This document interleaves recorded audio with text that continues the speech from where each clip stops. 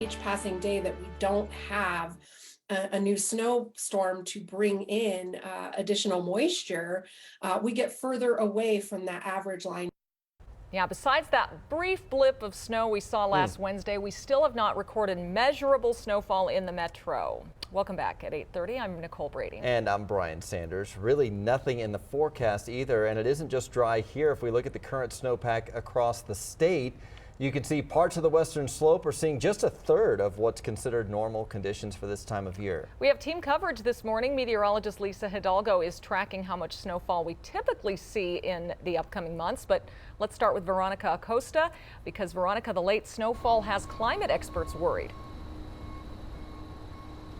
And there is concern. That concern increases the more days go by without snow. At least that's what the state climatologist says. But there is some good news. There's still hope. You know, it's still very early on in the season. December, January, and February, those tend to be the months when we see the most snow up in the mountains. And what we're seeing right now in terms of snow, or lack thereof, it isn't an exact indicator of what's to come. So here is where part of the issue really lies. Our state needs an above average snowpack to start recovering from the dry summer we had this year and the dry summer we had last year as well. We started off slow with snow, putting us in a little bit of a deficit right now, one that we're going to have to make up soon for the sake of our water supply.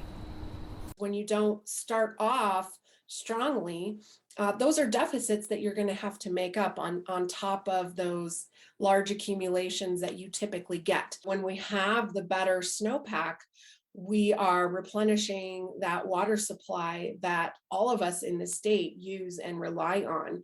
So thankfully, while we have had dry conditions, our reservoirs are not so large that it takes a long time to recover. So water levels along the Colorado River, those are low right now. They have been for a while. Without that snowpack, it's likely they'll stay that way. If you remember, at least 2 states had those water supply shortages because of what was happening there. Bolinger says that she's not so concerned about snowfall in the mountains north of I-70. It's really the southwest portion of our state that she's more worried about. In Denver, I'm Veronica ACOSTA, Denver 7. All right, let's check in.